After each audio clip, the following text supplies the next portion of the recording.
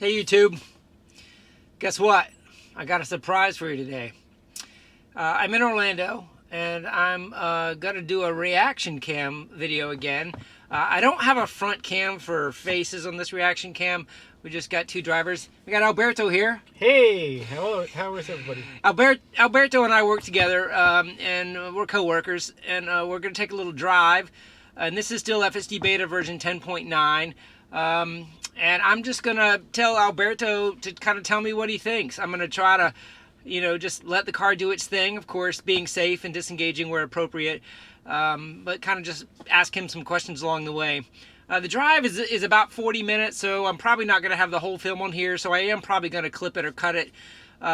Depending on the content, maybe I'll just speed it up, we'll see. But trust me, I'm not cutting anything out that you'd want to see. In any case, we'll get going here, and we'll do the reaction cam for FSDBeta version 10.9. I don't know, what are your thoughts? I think so. It was pretty good. Just that time that it tried to change lanes on 417, that it stopped and then changed, got me a little bit. Yeah. Don't worry. Okay. And it was the bus that it went a little bit fast for me, actually. Yeah. And the bus was right there. But Yeah. about the rest of them, it's pretty amazing, impressive. That's cool. Yeah. Well, why don't you tell all of our Spanish speakers what you thought? Bueno, todo lo que yo creo que tal vez experimenté en la primera área del 417 paró un poco para cambiarse las líneas, lo cual me sorprendió. Y la otra parte que me sorprendió fue cuando trató de sobrepasar la línea en la cual ya estábamos prácticamente detenidos hacia un bus que venía en esa línea, y tuvimos que volver a regresar. And that's about it. Awesome. Thanks, Alberto. You're welcome, man.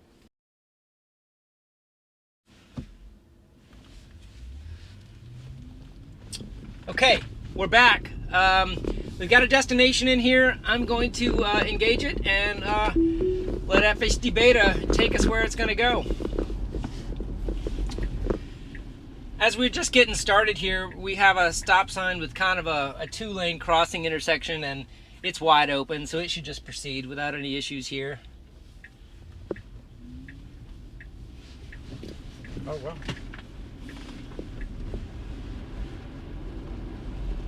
What'd you feel there? It's more nudge, but A little bit of jerk? yeah.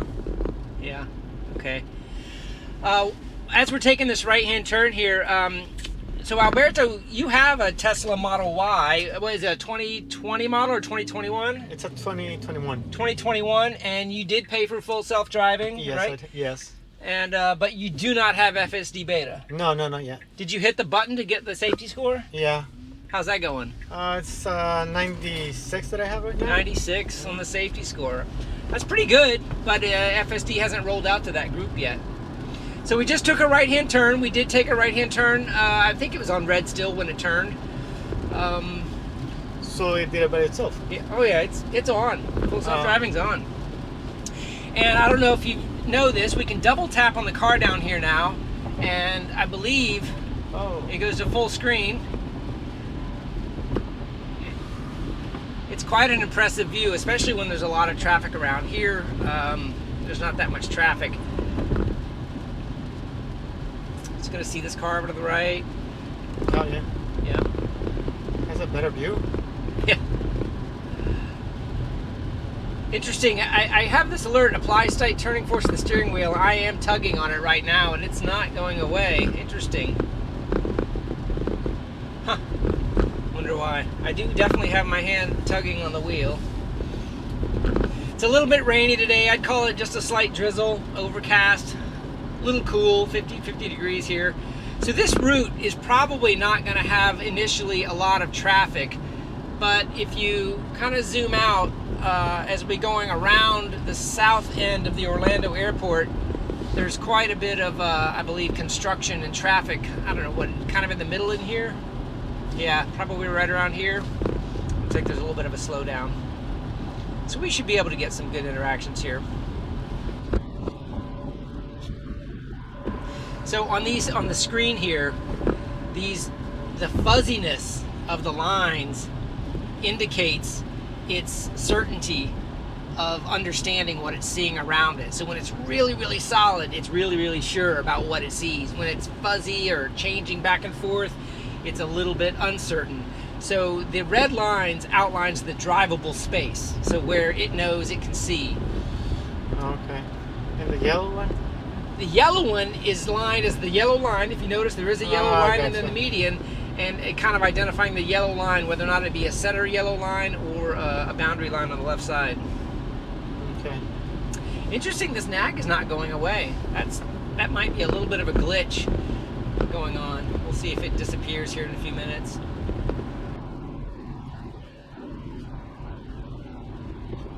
I do have autopilot in the average setting today.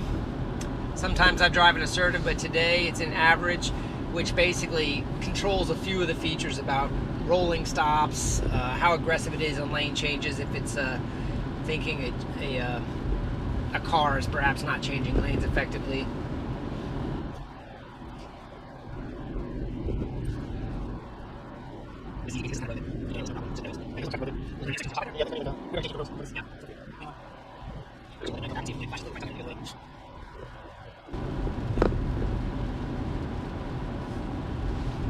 Flashing blue at me.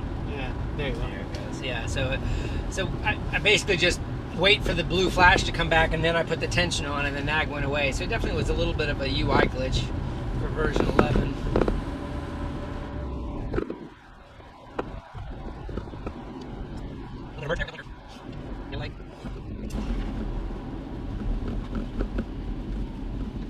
But he did saw the light from the distance. Yep.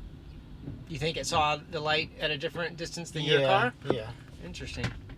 Mine tells you that it's a light ahead, but it starts stopping, but it's not. Yeah. So remember the turn you're worried about? What do you think it's going to do here? Are you nervous? Let me hold myself.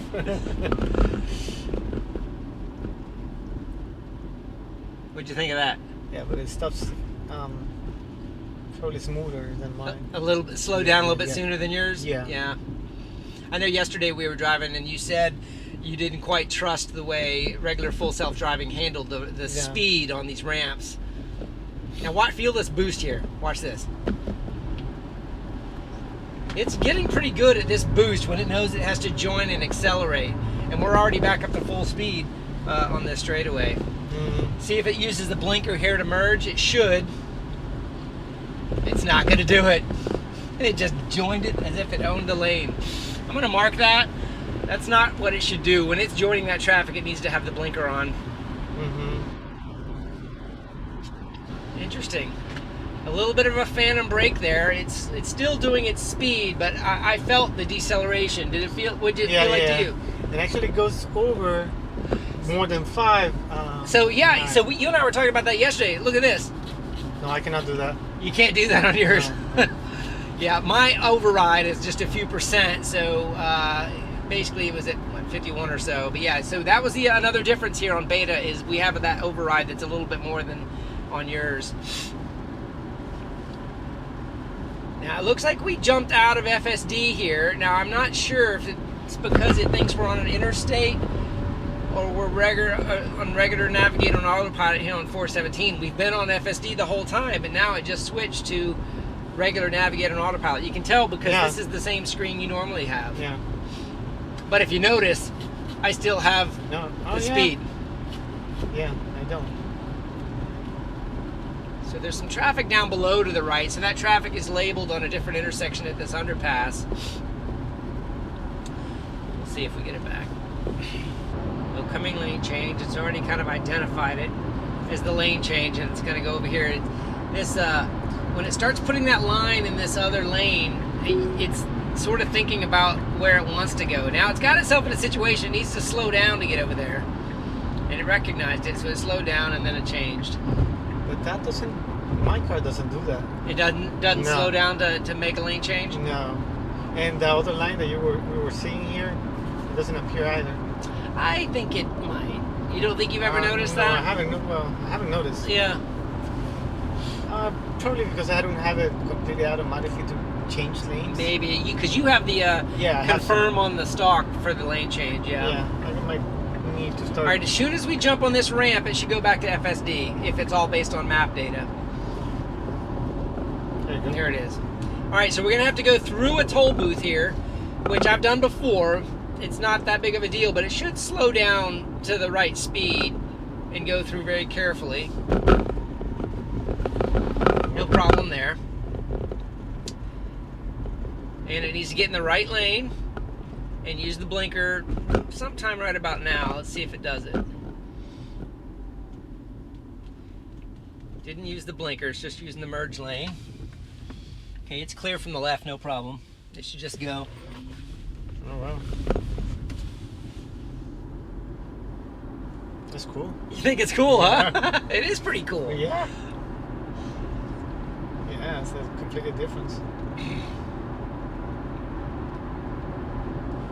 So now that we got a little bit more traffic here, you know the route, so I don't need to pay attention to it. I'm going to go ahead and go to the full screen view because you're going to see a lot more on this screen. Oh yeah. And it's pretty amazing when you have traffic and a lot more vehicles to see. You can touch the screen and look all the way around you too. Oh wow. Faster lanes, what it says, it's clear. A little bit of a slowdown there, but I think it's the lead car. Yellow light, it looks like it's proceeding. No problem. Turned red just as we were underneath it. That was fine. He's gonna be a very good Carolina's friend. Yellow. Fruits. Carolina likes to go through yellow lights. Yeah. Yellow is exhilarate.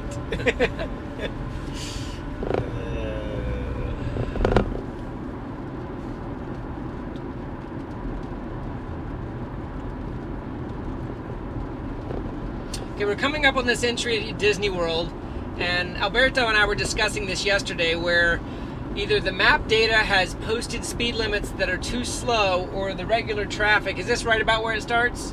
Yes, you're already in. You're already in it. So the map data's got us going 45. Or what are the posted signs? Are there posted signs? Yeah, there's going to be another one that's coming. Well, that's 50, but the incoming one is 35. Okay, Just so below that. let's see if it should grab the 50 right about now. And it did.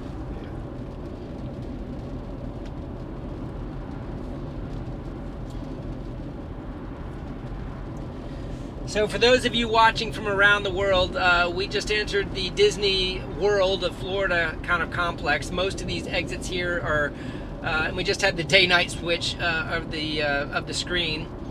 I am not 100% sure how that is going to look on the video. You see now it's 35. And it went to 35. That's just too slow. Yeah, okay.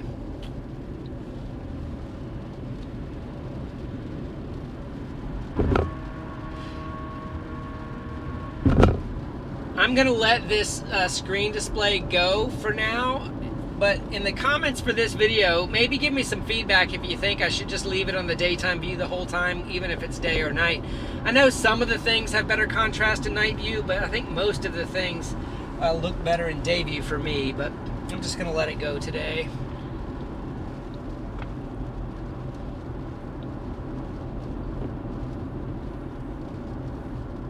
Yeah, so it definitely looks like the map data for the Disney World complex has some, because there was not a speed limit sign that said 35, was there?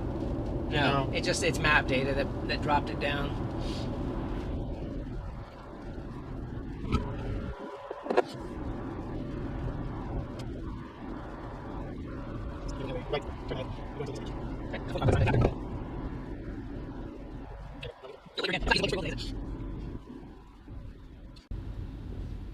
It does see the stop signs for the car. The tail lights. Yeah? Yeah. Oh, look at it. Okay. Whoa, So, that's a big guy. Yeah. So, I don't know if you guys could see that, but that bus right there was definitely in the blind spot, and the first disengagement could have caused a collision there. So, it was getting impatient, even though we are taking a right. It, in average mode, tried to jump out of the lanes, and it definitely did not clear it. Did it? No. It was right there. That bus got out of the way. Yeah, I went out, actually. Yeah, he actually had to pull out of the way. If I had had my 360 cam on the car today, you'd have had a better view of that. But that bus completely stopped, pulled over, and was like, "What are you doing?"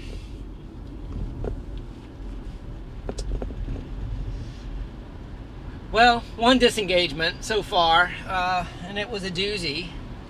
Fortunately, it was at low speed, but still, you know, there's a lot of people that think that the Tesla won't get into an accident, and if we hadn't disengaged right there, and or if that bus had not been a defensive driver, Yeah. that would have been a collision. Yeah.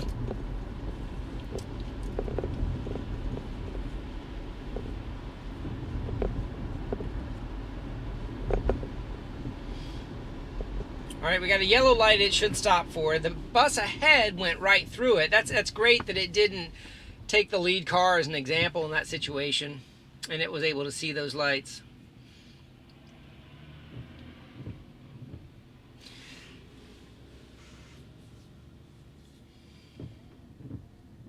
This camera's looking a little dark down there.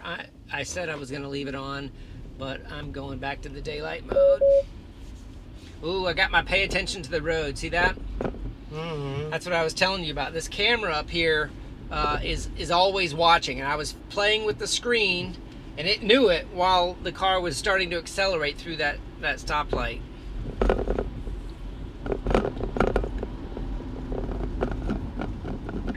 All right, this is a protected left turn. Should have a green arrow. Still do. Should continue. We got some barriers to the right. Little jerky there, but it found home, and it's proceeding. So it did okay there. What'd you think? No, I did okay. A little bit of jerky. The car behind me probably was a little confused what I was doing, but it's even confusing for a normal driver. yeah, with those right Yeah. cones on the right, or the boundary markers. Yeah.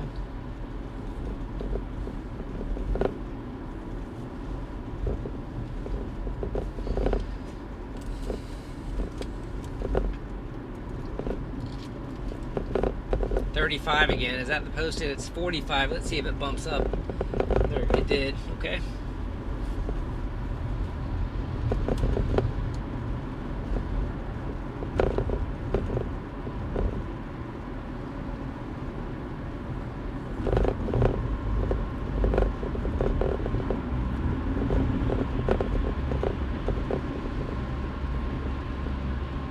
We are being passed on the right, so I'm going to go ahead and get it out of this left lane by using the blinker manually, and you'll see it'll change the lane.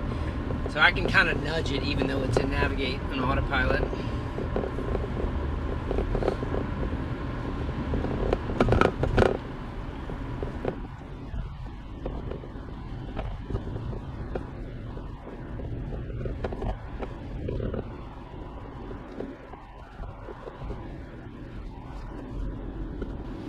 Did speed up a little bit. Were you grabbing the rail there because you weren't sure what it was going to do? Yeah. It did speed up, and everybody was slowing down. So it was accelerating Yeah. while there were cars that are stopped ahead, right? Yeah. That's when I grabbed both hands of the wheel to kind of tighten up the grip, just in case it was doing something crazy.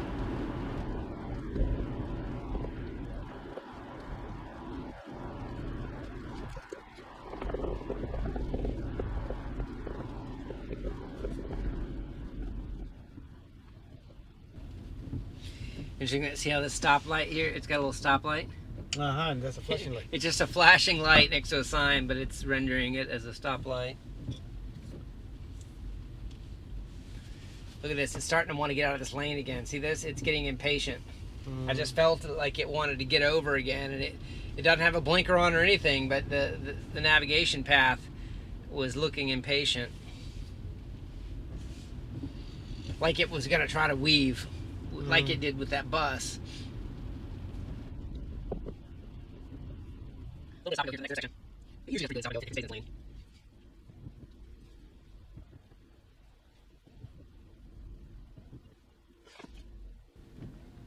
So this is a good description of what not having a radar on the car anymore does. So see how it sees all these cars on the left, but it only sees like one car in front? Back when it was using radar, it could map these cars in front much easier. Right now, the only way it's mapping these cars in front is by looking. But over here on the left, it's got them all lined up nice. But here, it thinks there's a gap. Now, honestly, that gap can lead it to thinking that this car is stopped and it needs to go around it, like a broken down car or a disabled vehicle. So that's a little bit of a limitation, not being able to see it. So the planner goes, oh, this guy's stopped, and then goes around. They're gonna have to figure out how to solve that a little bit more reliably.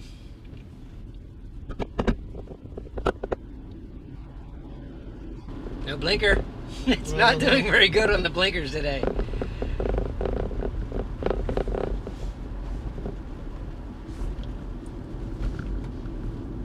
Okay, got a merge here. A little bit of a slowdown. And a boost. What'd you think of that join? Very cool. Did it well. Another merge, no blinker. I don't know if it's not using its blinker because there's no cars around, or it's just not using its blinker. Sometimes it's hard to tell. The law says you're supposed to use the blinkers, so I think it should be using the blinkers. Now it needs to jump on this highway here. It's got a nice big gap, so it shouldn't have any sort of problem. But it used its blinker that time, so yeah, I'm not sure what the problem is there. And you see, we jump back to regular navigator and autopilot in this section. Faster lane.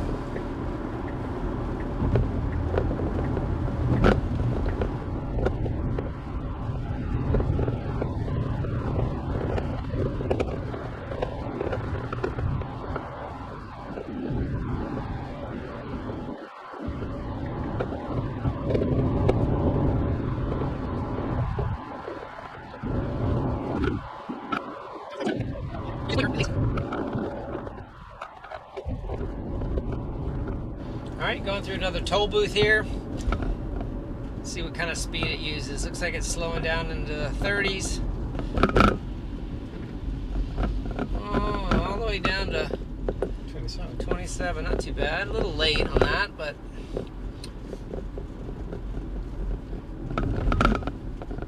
you're going to have a lot of traffic coming in this side. You think so? No, there was always traffic on this side. Okay, so it's got to do a yield into traffic. Let's see how it does here. Looks like I got lucky today, Alberto. Yeah, yeah, indeed. No traffic. Didn't get to show off its skills. Got a little auto high beam action going on there. I don't know if you noticed that. It flashes the high beams up sometimes to read signs and things, and many people think it's a little annoying, probably for the other drivers, the way it uses high beams. Yeah. Like, see, it just went to auto high beams again, and it flashed on that 35 sign, and it'll probably bring them back down here in a second. Yeah, it brought them back down.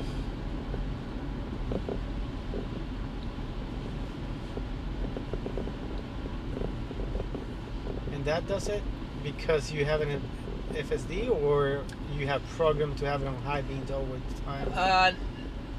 There is some logic in full self-driving using auto high beam so that it can read signs and do some other vision type things, because it completely relies on vision. Okay. I'm not an expert on auto high beam, so I'm going to say I'm not exactly sure if that's what your car hasn't. I use it. I leave it on high beam, and if it sees incoming traffic, it will lower the beam. Yeah. It tries to do it pretty well, actually. Yeah.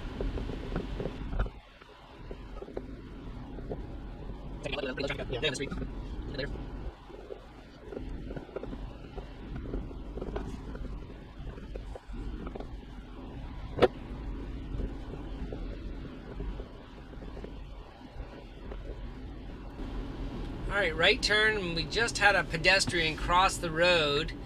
Didn't actually end up being a VRU, but alright, and when we get in here, there's a little bit of a roundabout here.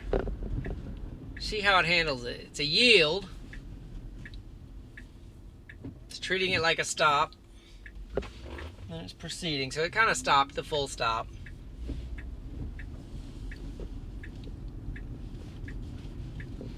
Cool. Use the blinkers appropriately. Yeah. Did the whole thing.